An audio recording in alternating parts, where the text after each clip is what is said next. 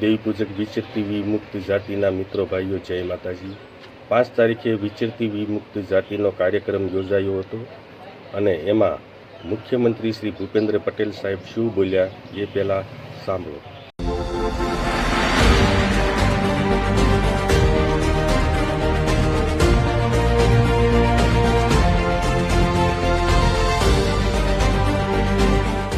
બધા જ સમાજ એક સૂત્રતામાં બંધાય એના માટેનો પણ પ્રયત્ન કરવાનો છે, કારણ કે આપણે વિકસિત ભારત તરફ આગળ વધી રહ્યા છીએ।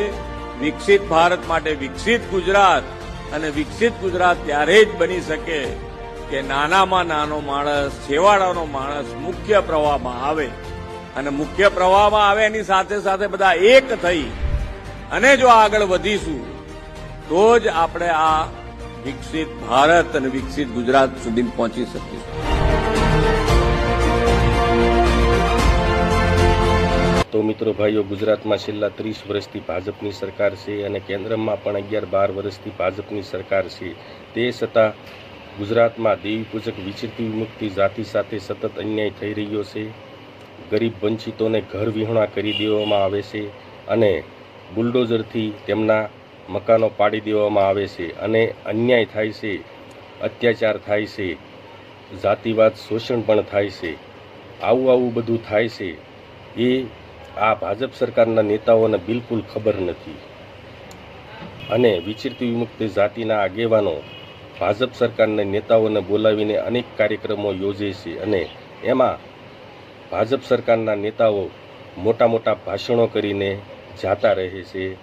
મોટા ભાષણો એવા કે ભારત વિકસિતની વાત કરવામાં આવે, ગુજરાત વિકસિતની વાત કરવામાં આવે, એમાં આશરે ગુજરાતની અંદર વિચરતી વિમુક્ત જાતિ 1 થી 1.25 કરોડની વસ્તી ધરાવતી વંચિત જાતિઓ છે, જે હક અધિકારો માટે સતત લડે છે। ઓબીસી અનામતમાં આ વિચરતી વિમુક્ત જાતિનો બિલકુલ વિકાસ થઈ રહ્યો નથી અને હક અધિકારો પણ તેમને મળતા નથી।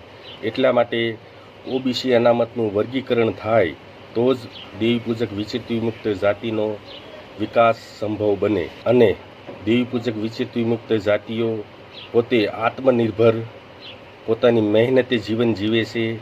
ક્યાંય સત્તામાં ભાગીદારી નથી, ક્યાંય સરકારનો કોઈ એવો સાથ સહયોગ મળતો નથી। તો વિચરતી વિમુક્ત જાતિ આત્મનિર્ભર જાતિ છે અને પોતાની જાત મહેનતથી આગળ વધી રહી છે। ભાજપ સરકારના પૂર્વ મુખ્યમંત્રી આનંદીબેન પટેલથી માંડીને પૂર્વ મુખ્યમંત્રી વિજયભાઈ રૂપાણી તેમજ હાલના મુખ્યમંત્રી ભૂપેન્દ્ર પટેલ સાહેબ આટલા વર્ષોથી દેવી પૂજક વિચરતી વિમુક્ત જાતિના આગેવાનો આવેદનપત્રો આપીને રજૂઆતો કરતા આવ્યા છે।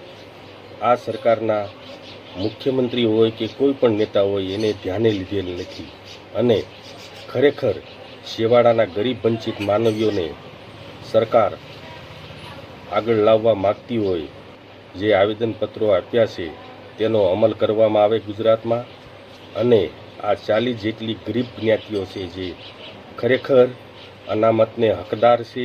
ગુજરાતના તમામ જિલ્લાના કલેક્ટરોને પણ દેવી પૂજક વિચરતી વિમુક્ત જાતિના અનામત હક અધિકારો માટે રજૂઆતો કરવામાં આવેલી છે, પરંતુ ભાજપ સરકારના શાસનમાં આ ગરીબ જ્ઞાતિઓનો કોઈ ઉદ્ધાર નથી થઈ રહ્યો।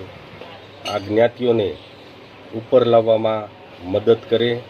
ભાજપ સરકાર ખરેખર ગરીબ વંચિત જાતિઓ સાથે હોય તો આ જ્ઞાતિઓ સાથે જ્યાં અન્યાય થાય છે, અત્યાચાર થાય છે, મકાનો તોડી પાડવામાં આવે છે, ત્યાં બધી જગ્યાએ સાથ સહયોગ આપે તો આ દેવી પૂજક વિચરતી મુક્ત જાતિઓ આગળ આવી શકે અને ઉપરની લગભગ જ્ઞાતિઓ સત્તામાં ભાગીદારી ધરાવે છે અને પોતાના સમાજનો વિકાસ પણ કરી રહી છે।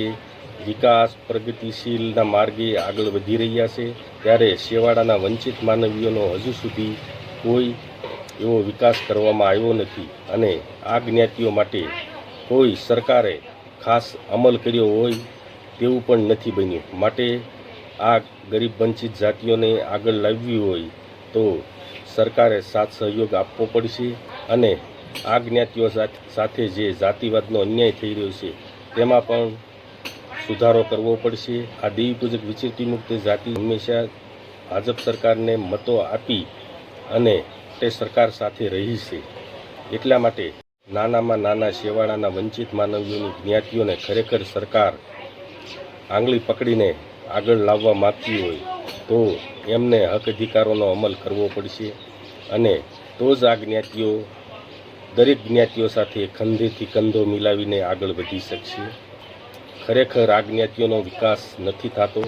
ભાજપ સરકારની જે જનરલી યોજના હોય છે એમાં પણ પૂરેપૂરો લાભ આ જ્ઞાતિઓ લઈ શકતી નથી અને જે ઉપરની લગભગ જ્ઞાતિઓ સત્તામાં બધી જગ્યાએ ભાગીદારી ધરાવે છે તો છેવાડાના વંચિત માનવીઓની કોઈ જગ્યાએ ક્યાંય ભાગીદારી નહીં.